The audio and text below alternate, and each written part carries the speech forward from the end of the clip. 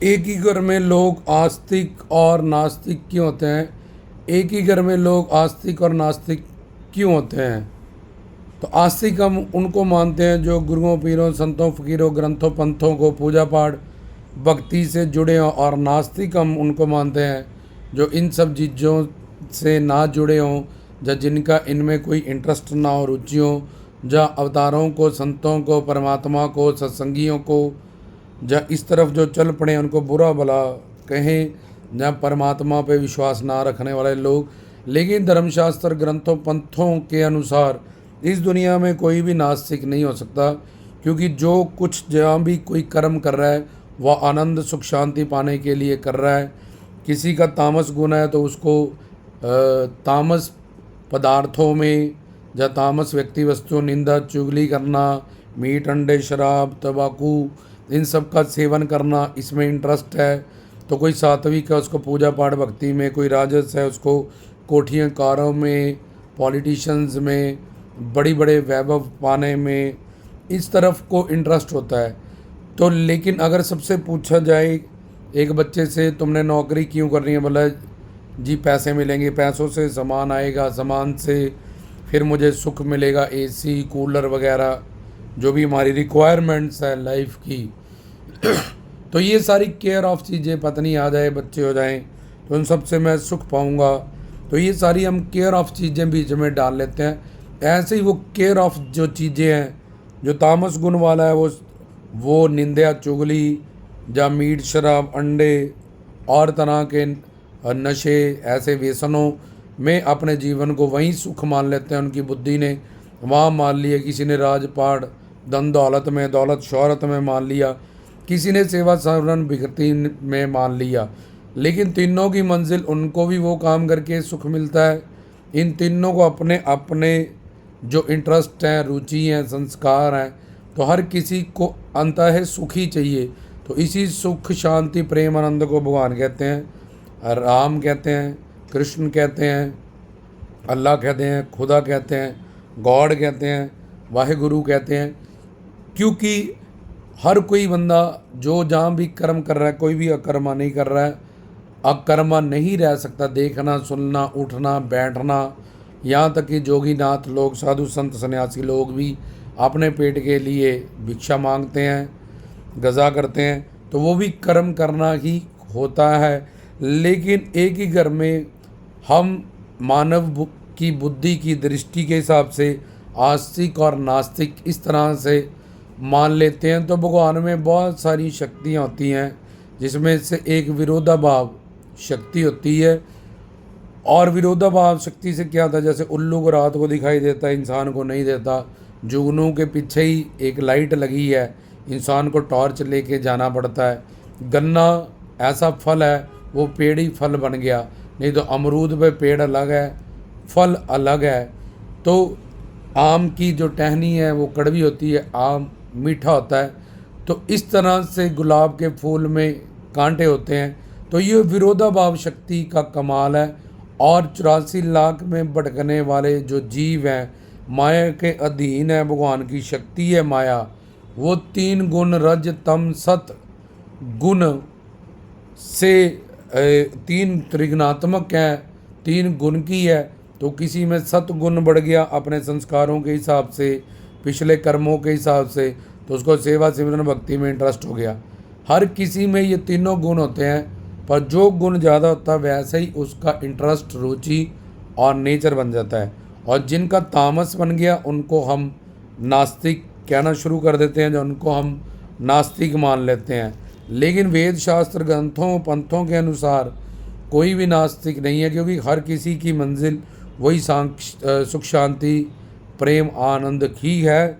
हर कोई सुख पाने के लिए या मस्ती पाने के लिए ये केयर ऑफ चीज़ों के ऊपर डिपेंडेंट हो जाता है। लेकिन डायरेक्ट जहाँ सुख, शांति, प्रेम, आनंद है, संतों के पास, भगवान के पास, अवतारों के पास, जो उनके नाम, गुण, रूप, लीला, धाम, इसके कीर्तन में, तन मन धन की सेवा में, वो मंजिल तो बनी बनाई है, लेकिन दिशा भटकी हुई है। अभी इन्ने पुण्य उदय नहीं हुए, कैसे पूर्ण गुरु से मिलन हो और ये भटकी हुई बुद्धि और पापी मन सही रास्ते पे आए, इसका मार्गदर्शन हो। इसलिए माया के 3 गुण होने के कारण एक ही घर में एक ही माँ बाप के अलग अलग गुण, किसी में रज, किसी में तम, किसी में सत, ये गुण कोई ना कोई एक गुण प्रधान होता है। किसी का फिंगरप्रिंट भी किसी दूसरे से नहीं मिलता, तो किसी के विचार और सोच तो क्या मिलेगी। अगर सात्विक सात्विक गुण मिले भी तो किसी में सात्विक गुण ज़्यादा है, किसी में कम है। कोई सेवा सिमरन भक्ति सारा दिन कर सकता है, कुछ कुछ पल के लिए कर सकता है, कोई कुछ घंटे के लिए कर सकता है। तो गुणों का कई कई मैच होने से भी उसका जो वॉल्यूम है, परसेंटेज है, वो ऊपर नीचे है। इसलिए संसार में हर एक की अपनी अपनी सोच है, अपने अपने विचार हैं, अपने गुणों के हिसाब से। इसीलिए एक ही घर परिवार में जैसे एक चुंबक हम रख दें और अलग अलग सुइयाँ उसके इर्द गिर्द रख दें, तो जिसमें जितना लोहा होता है वो उतनी ही जल्दी वो अट्रैक्ट होता है। ऐसे ही जिसमें सात्विक गुण है, एक ही घर परिवार में वो सेवा समन भक्ति या साधु संत महात्मा गुरु की तरफ जल्दी खींचा हुआ चला जाता है, अट्रैक्ट होता है, सेवा सिमरन भक्ति से उस तरफ को चलता है। तो हम उसको आस्तिक कह देते हैं, और जो नहीं चलते हैं, बुरा भला कहते हैं, हम उसको नास्तिक कह देते हैं। तो अब एक ही घर में ऐसा क्यों हो रहा है कि माया के 3 गुणों के कारण ऐसा होता है। और भगवान की विरोधाभाव शक्ति, संत के बच्चों को सही संस्कार सही ज्ञान ना मिले तो वो राक्षस बन जाते हैं, राक्षसों के बच्चों को सही ज्ञान मिले, गुरुकुल में बचपन से सही शिक्षा दीक्षा मिले तो वो संत भी बन जाते हैं। ये विरोधा शक्ति के कमाल से और माया के 3 गुण से ऐसे होता है। लेकिन जब हम सेवा सिमरन भक्ति से जुड़े रहें और जाते रहें, जब हमारे घर परिवार में कोई एक बंदा, माता पिता बच्चे जब चलते रहें, तो एक दिन जब हम भी सेवा सिमरन भक्ति से हमारे इन्ने पुण्य उदय हों, तो उनके एटमॉस्फेयर में, उनके ऑरे में अगर हम रहते जाएं और वो जैसे एक पत्थर पे हम रस्सी अगर रगड़नी शुरू करें तो थोड़ी देर बाद उस पत्थर पे रस्सी का निशान आना शुरू हो जाता है। ऐसे ही जब हमारे पुण्य उदय होते हैं और हमारे घर परिवार में साधु संत महात्मा आ रहे हैं, सत्संग भजन कीर्तन हो रहा है, तो उस दिन का कर्म फल या किस कर्म का फल पुण्य के रूप में हमारे आगे आए, और प्लस हमें बाहर से प्रवचन सत्संग और साधु संत की कंपनी मिल जाए, उनका प्रवचन मिल जाए, सत्संग मिल जाए, तो हम में कभी भी हमारे घर में जो पहले नास्तिक था वो बहुत आगे हमसे निकल सकता है, क्योंकि उसकी पुरानी कमाई तो ज़्यादा थी, लेकिन इस वक्त में अभी उसके जो सात्विक गुण है, जो उसकी जो प्रारब्ध है वो एक्टिवेट नहीं हुई। जब वो कर्म अभी सोए पड़े थे तो एकदम से वो जंप करके हमसे आगे जा सकता है, और एकदम से बहुत आगे गया हुआ बुरी प्रारब्ध के कारण डाउनफॉल पे आ सकता है, भटक सकता है, डामाडोल हो सकता है, शंका में आ सकता है, अनधिकार चेष्टा के कारण सब कुछ पाया हुआ अपना बर्बाद कर सकता है ईश्वरी दुनिया में। इसलिए एक घर में आस्तिक और नास्तिक क्यों होते हैं ये समझाया गया। इसलिए शास्त्रों में कोई भी नास्तिक नहीं है ये भी समझाया गया।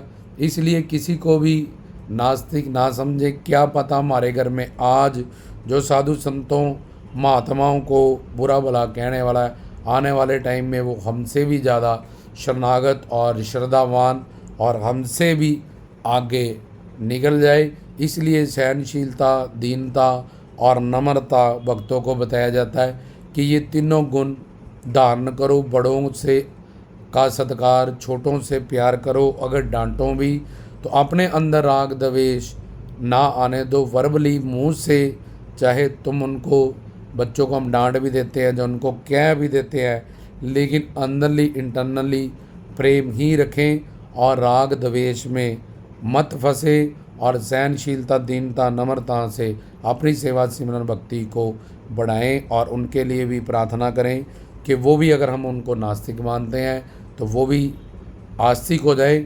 वैसे नास्तिक कोई नहीं है, इसलिए उनकी दिशा, जो उनको सही ज्ञान, जन सही संस्कार, जब उनका बचपन सही तरीके से संभाला नहीं गया।